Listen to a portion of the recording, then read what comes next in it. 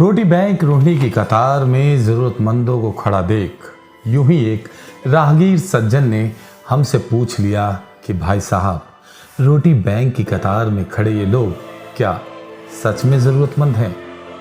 सवाल कुछ पेचीदा सा था, लेकिन काफी अहम भी, क्योंकि रोटी बैंक जरूरतमंदों में सुबह शाम निशुल्क भोजन की व्यवस्था करता रहा है। और रोटी बैंक रोहिणी पे आए जरूरतमंदों में कुछ लोग जवान या यूं कहा जाए कि नौजवान भी शामिल होते हैं। बहरहाल सवाल पूछने वाला शख्स एक बुजुर्ग थे और इनका सवाल करना भी लाजमी था। फिर हमने सोचा कि आखिर क्या वजह हो सकती है कि एक नौजवान नौकरी पेशे वाला भी जरूरतमंदों की कतार में क्यों खड़ा है। बहरहाल रोटी बैंक ने पिछले 6 वर्षों में आज तक ये सवाल किसी से नहीं पूछा कि आप यहाँ क्यों आते हैं, लेकिन हमें भी इस सवाल का जवाब जानना जरूरी था। बहरहाल वक्त को ज़ाया न करते हुए हमारी टीम पहुंची रोटी बैंक की कतार में खड़े ज़रूरतमंदों के पास, और जब हमने बात करनी शुरू करी सारा माजरा हमें समझ आ गया और हमारे सवाल का जवाब भी। ज़रा खुद देख लीजिए। नमस्कार, मैं राजेश गर्ग बैठा हुआ हूँ रोटी बैंक रोहिणी पर। बहुत सारे मित्रों के फ़ोन आते हैं कि जब भी आपकी संस्था द्वारा संचालित रोटी बैंक के बाहर से गुजरते हैं तो बहुत हट्टे कट्टे लोग खाना खा रहे होते हैं। आप इन हट्टे कट्टे लोगों को हरामखोर बना रहे हैं, ऐसा कुछ लोगों ने मुझे फ़ोन करके कहा। दुख हुआ, मन में पीड़ा भी हुई।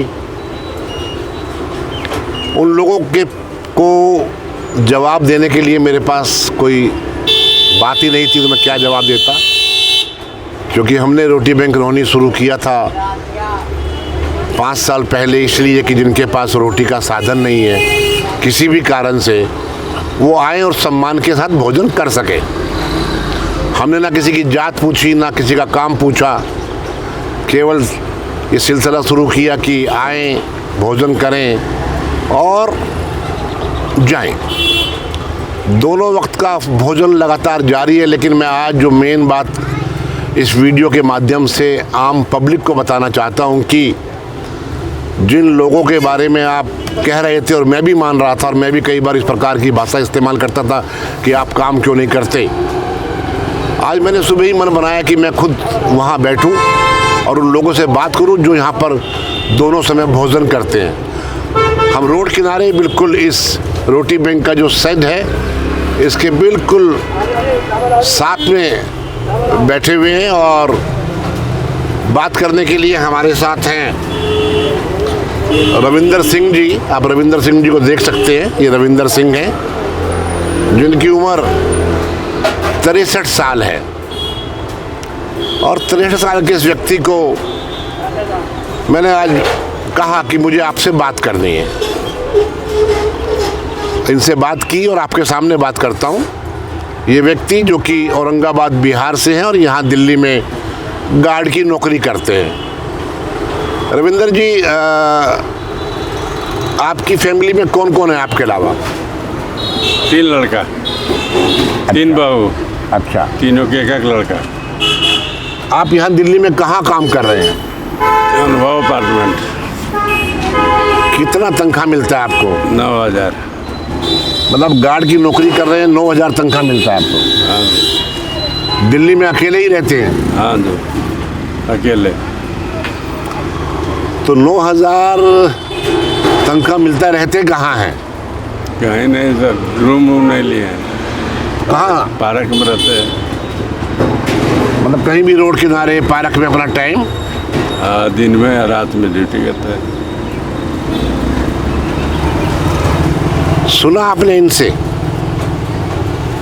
कि 9,000 सैलरी मिलती है रोहिणी के पोस्ट एरिया की पोस्ट सोसाइटी अनुभव अपार्टमेंट सेक्टर 13 में नौकरी करते हैं, जहाँ पर इनको सैलरी मिलती है 12 घंटे काम करने के बाद केवल 9,000 रुपये। दिल्ली सरकार, भारत सरकार कहती है कि एक आदमी को 12 घंटे के लिए कम से कम 25,000 रुपये मिलने चाहिए, लेकिन इनको 9,000 मिलते हैं। इसीलिए मजबूरी में ये रोटी बैंक रोहनी पर आकर भोजन करते हैं। इनकी मजबूरी है, क्योंकि सरकार केवल घोषणाएं करती है, नेता केवल अपना घर भरने के अलावा उन्हें आम जनता से कोई मतलब नहीं है। और जो बिहार की सरकार है वो भी सुन ले कि आपके बिहार के व्यक्ति को दिल्ली में आकर गार्ड की नौकरी करना पड़ रहा है। इसका मतलब आपके बिहार में, आपकी स्टेट में कोई ऐसा काम नहीं है जहाँ पर कि ये 8-9 हज़ार रुपये महीना कमा सके। मैंने गलत तो कुछ नहीं कहा? ठीक है सर, है ठीक। आप दोनों समय भोजन यहाँ करते हैं रोटी बैंक में? करते हैं। मजबूरी है आपकी? हाँ जी, मजबूरी के कारण करते हैं ना? सही बात। सुना आपने, ये तो 63 साल के बुजुर्ग हैं। और मैं अभी एक और साथी से आपको मिलवाता हूँ, जिसको देखकर यहाँ से गुजरने वाले लोग कहते हैं कि हट्टे कट्टे। मानता हूँ हट्टे कट्टे हैं, भीख नहीं मांग रहे हैं, गार्ड की नौकरी करते हैं, मजदूरी करते हैं, लेकिन उन्हें मिलता क्या है? दिल्ली जैसे इस शहर के अंदर हम लोग जिन्हें अपने यहाँ गार्ड रखते हैं, जिन्हें हमें कम से कम 8 घंटे के 15,000 रुपये कम से कम देने चाहिए, लेकिन प्रशासन की आंखों के सामने सोसाइटी के लोग हैं, जो मालिक है या जो ठेकेदार है, वो देता है केवल 9,000 रुपये महीने के, और वो भी 12 घंटे ड्यूटी लेने के बाद।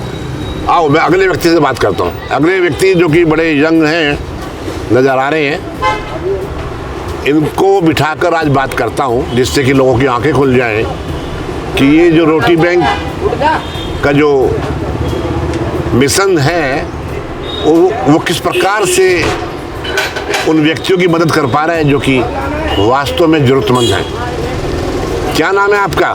जय कुमार सिंह। जय कुमार, तुम्हारी उम्र कितनी है? 52 52 साल। मैं आपको देखता हूँ कि आप सुबह जब खाना बंटना शुरू होता है सबसे पहले आके लाइन में लग जाते हैं, और शाम को भी ऐसा करते हैं। ऐसा क्या कारण है कि आप यहाँ भोजन करने आते हैं? 9,000 रुपया सिक्योरिटी की नौकरी करता हूँ, 9,000 रुपया मिलता है। कुछ पैसे बचाने के चलते ही आके यहाँ लाइन में लग जाते हैं और रोटी खा के गुजारा करते हैं। और डिस्ट्रिक्ट पार्क में 4 घंटा आराम करते हैं, इसके बाद फिर रात की नौकरी करते हैं। कौन सी सोसाइटी है जहाँ आप नौकरी करते हैं? Eco apartment sector 9। परिवार में कौन कौन लोग हैं आपके? परिवार में हमारी एक लड़का था, वो एक्सीडेंट करके गुजर गया था। एक लड़की थी, उसकी शादी कर चुका हूँ। एक माँ और एक बीवी है। तो घर में कितने पैसे भेजते हो? घर में आपके पास रोटी बैंक में खाना खा के 8,000 रुपया भेजता हूँ। नहीं, आप दिल्ली जैसे शहर में कैसे गुजारा करते हैं? 9,000 मिलते हैं और आप कह रहे हैं 8,000 मैं घर भेज देता हूँ। क्या 8,000 घर भेज पाते हैं? हाँ, भेज देता हूँ आपके पास रोटी खा के। हमारी बात ना करो, वो तो देखो संस्था है, मेरे पास नहीं, संस्था के पास आते हैं आप। मतलब आपने सुना क्या बोला इन्होंने? बेटे का एक्सीडेंट हो गया था, उसकी डेथ हो गई, बेटी की शादी कर दी। माँ है, इनकी पत्नी है जो कि औरंगाबाद में रहती हैं। 3-4 महीने में एक बार गांव जाते हैं, और जो 9,000 कमाते हैं उसमें से 8,000 घर भेज देते हैं, और 1,000 रुपये जो हैं उससे ये पेस्ट करना है, साबुन, कपड़ा धोने का, ये सब खरीद लेते हैं। कैसे गुजारा कर रहे हैं लोग? क्या सरकार इस तरफ ध्यान देगी? क्या नरेंद्र मोदी देश के नेता हैं और दिल्ली के नेता केजरीवाल या बाकी पार्टियों के लोग इस तरफ कोई ध्यान देंगे, या खाली वोट मांगने के लिए, गरीबों के लिए घोषणाएं तो करते हैं, लेकिन क्या उनको इन घोषणाओं का कोई फ़ायदा हो रहा है? इस तरफ किसी ने ध्यान दिया? वीडियो लंबी ना हो जाए, अगली बार फिर नई लोगों के साथ में आप कोई बातचीत दिखाऊंगा कि ये जो रोटी बैंक है वास्तव में एक ऐसी सेवा कर रहा है उन लोगों के लिए जिनके पास साधन हैं लेकिन कम साधन है, लेकिन उनकी मेहनत की पूरी कमाई ना उनको मिलने के कारण रोड पर सोते हैं, पार्कों में सोते हैं, गार्ड की ड्यूटी रात को लगवाते हैं, जिससे कि दिन में कहीं भी टाइम पास हो जाए। क्या कहेंगे इसको आप? ये भारत देश है, ये राम का देश है, ये बौद्ध का देश है, महावीर जी का देश है, गुरु नानक का देश है।